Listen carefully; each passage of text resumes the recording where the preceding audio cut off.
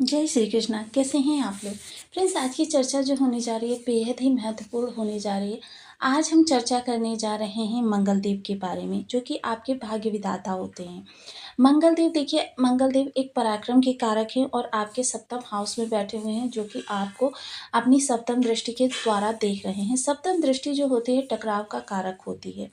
आपका स्वयं के साथ अंतर्द्वंद चलता रहता है, जिसकी वजह से आपके चेहरे पर गुस्सा, इरिटेशन और अकड़ू स्वभाव ये लोगों को प्रत्यक्ष नजर आता है, जिसकी वजह से इस समय पर लोग आपसे थोड़े सा कटे कटे रहते थे। लेकिन कुछ मंगल देव की इस समय पर विशेष अवस्था बनने जा रही है, जिसके कारण मंगल का जो ये कहते हैं दुर्योग नाशक समय चलने जा रहा है।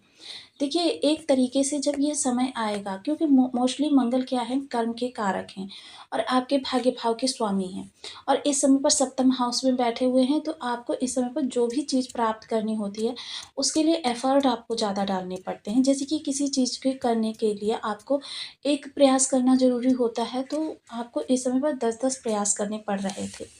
तो यह आपके लिए काफ़ी इरिटेटिंग था।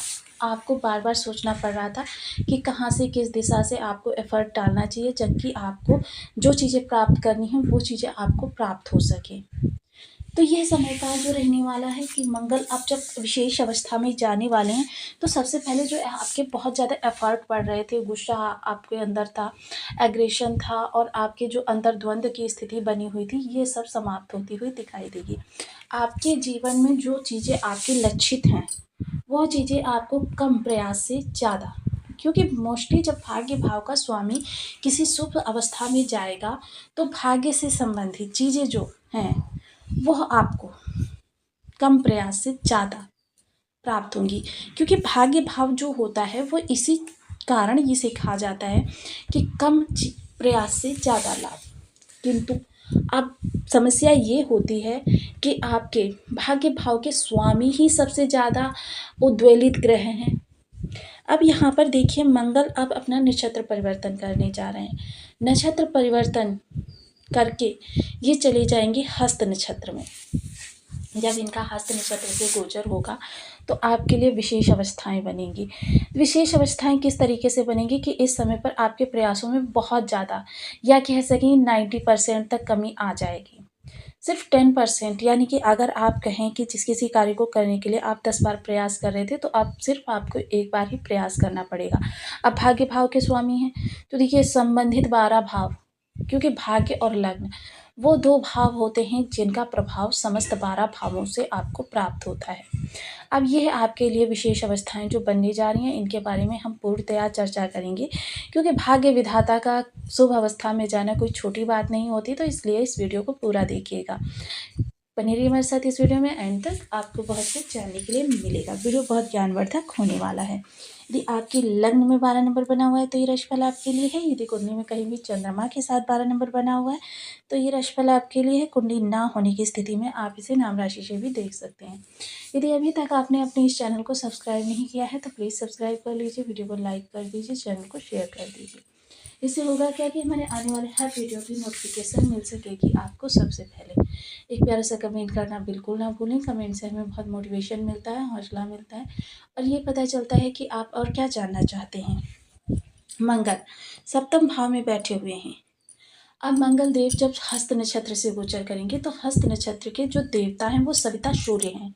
सविता सूर्य, जिस प्रकार से देखिए हम माता लक्ष्मी की आराधना करते हैं, तो हमारे जीवन में माता लक्ष्मी, अगर हमको धन की प्राप्ति चाहिए होती है, तो हम धन लक्ष्मी की पूजा करते हैं। संतान की प्राप्ति करनी होती है, संतान लक्ष्मी की पूजा करते हैं। सौंदर्य चाहिए होता है, तो आकर्षण लक्ष्मी की पूजा करते हैं। और मतलब आपके जीवन में जो भी चीज़ें आपको चाहिए होते हैं, उससे संबंधित लक्ष्मी की हम पूजा करके प्राप्य चीज़ प्राप्त करते हैं। उसी प्रकार से सूर्य के भी कई रूप हैं। ये सविता सूर्य है, ये आरामदायक, विलासिता और सकारात्मकता का प्रतीक है, ऊर्जावान सूर्य है। तो देखिए, आप इसका प्रतीक चिन्ह अगर हम कहें हस्त नक्षत्र का, तो प्रतीक चिन्ह जो है वो बंद मुट्ठी है। देखिए, अब आपको यहाँ पर आपके मंगल से, क्योंकि मंगल इस समय पर कई भावों से अपना प्रभाव दे रहे हैं। सबसे पहले देखिए, धन भाव के स्वामी होते हैं, भाग्य भाव के स्वामी होते हैं, बहुत महत्वपूर्ण भाव हैं इनके पास, और ये सप्तम हाउस में बैठे हुए हैं, जहाँ से चतुर्थ दृष्टि कर्म को देखेगी, सप्तम दृष्टि आपको स्वयं को देखेगी, अष्टम दृष्टि से ये स्वयं के घर को देखेंगे। तो ये आपके लिए काफ़ी विशेष अवस्थाओं का निर्माण करेंगे। यानी कि देख सकते हैं आप इस समय पर ये महत्वपूर्ण 5 भावों को प्रभावित कर रहे हैं।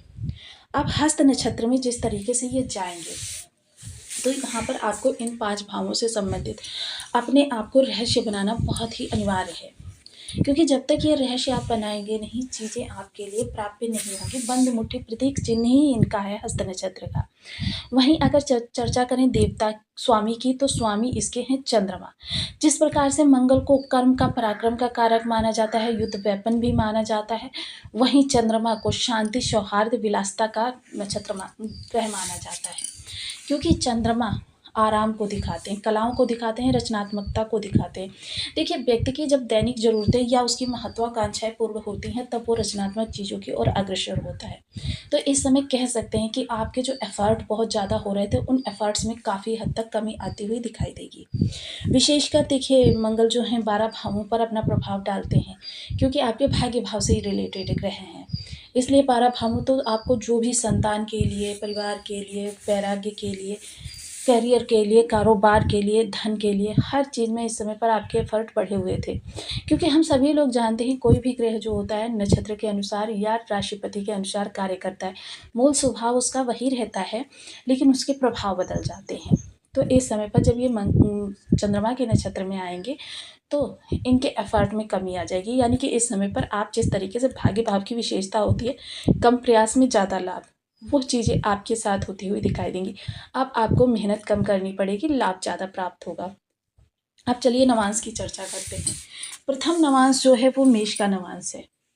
जब यहाँ पर मेष में मंगल के साथ इनका स्वयं का संबंध बनेगा, यानी मंगल का मंगल के साथ संबंध बनेगा, तब आपके लिए स्थितियों में विशेषता आती हुई दिखाई देगी। सबसे पहले आपके जो ये मंगल देव हैं, आपके प्रयासों में देखिए मोस्टली होता क्या है कि हम सामने वाले की परिस्थितियों को नहीं देखते हैं, कि जैसे जॉब के लिए जा रहे हैं, तो हमें ये नहीं पता कि वहाँ पर उनको किस प्रकार के व्यक्ति की रिक्वायरमेंट है।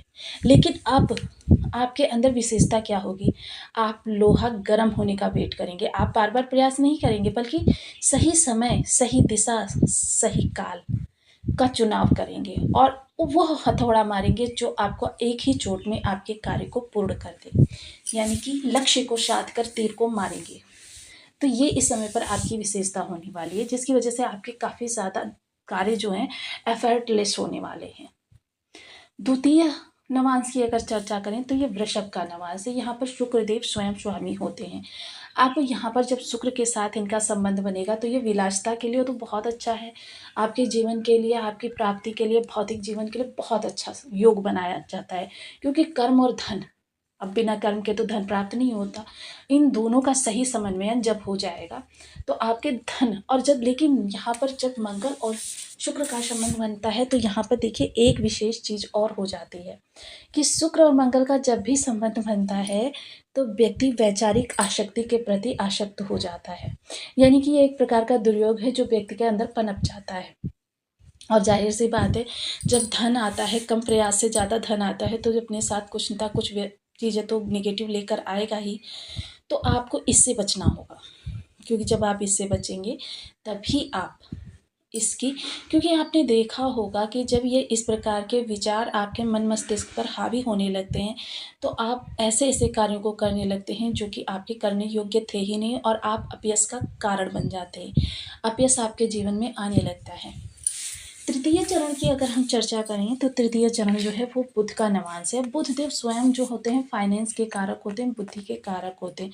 अब इस समय पर आपकी बुद्धि कर्म से जुड़ेगी, यानी कि आपका कर्म सही दिशा में, सही समय पर, सही चाल, यानी कि कह सकते हैं कि इस समय पर आपकी जो प्रत्येक चाल होगी वो सही होगी, और यानी कि विजय पताका आपकी ही फहरती हुई नजर आएगी। चीज़ों को आप अपने फेवर में करने में बहुत माहिर होंगे, और इस समय आप आने वाले समय की, यानी कि अपने आगे जीवन की पूरी रणनीति को तैयार कर उसे क्रियान्वित भी कर सकेंगे। समय काल आपके लिए बहुत ही अनुकूल आने जा रहा है, बस आपको उसके अनुसार कार्य करना है। साथ ही साथ अब देखिए चतुर्थ नवांश की चर्चा करें, तो ये कर्क का नवांश है। कर्क जिसके कि स्वामी चंद्रदेव महाराज होते हैं। चंद्रदेव को देखिए आराम का कारक माना जाता है, क्योंकि ये आपके घर के कारक होते हैं, शांति का कारक माना जाता है। घर यानी चतुर्थ भाव।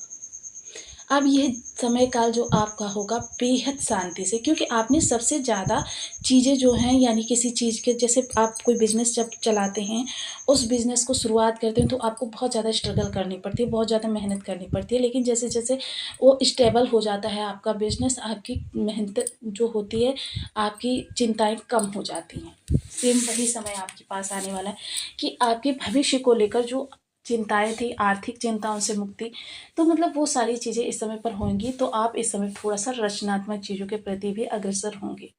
इस समय पर आप संगीत प्रेमी भी हो सकते हैं, या फिर कुछ स्वयं सृजनात्मक क्रिया का विश्लेषण कर सकते हैं। समय आपके काफ़ी ज़्यादा अनुकूल है। अब देखिए, कुछ लोगों के बर्थ चार्ट में ग्रहों की स्थिति जो होगी विषम होगी, क्योंकि मैं सदैव आपको बताती हूँ, ग्रह कितना प्रभाव देगा ये आपका बर्थ चार्ट डिसाइड करता है। कहाँ से प्रभाव देगा, यह गोचर निर्धारण करता है। अब ग्रह किसी भी प्रकार से विषम अवस्था में बैठा हुआ है, जैसे कि भावबल से कमज़ोर है, राशि बल से कमज़ोर है, षट बल से कमज़ोर है, नवांश में कमज़ोर है, दशमांश में कमज़ोर है, शत्रु राशि में बैठा है, शत्रु राशि के नक्षत्र में बैठा है, शत्रु ग्रह के साथ है, शत्रु ग्रह से युत है, शत्रु ग्रह से दृष्ट है, नवमांश में कमज़ोर है, दशमांश में कमज़ोर है, अस्त है, मृत है, किसी भी अवस्था में है। तो ये वो अवस्थाएं होती हैं जब ग्रह आपको किसी अच्छे प्रभाव को निगेटिव में बदल कर देता है। इसके लिए देखिए, हम सदैव आपसे आग्रह करते रहते हैं, कुछ उपाय आप नित्य प्रति करते रहें, जिससे उस ग्रह के आप सार्थक लाभ प्राप्त कर सकें। मंगल के लिए ओम अंग अंगारकाय नमः इस बीज मंत्र का आप 1 माला, 2 माला, 5 माला, 7 माला, 11 माला का जप नियमित अपनी सुविधानुसार करना प्रारंभ करें।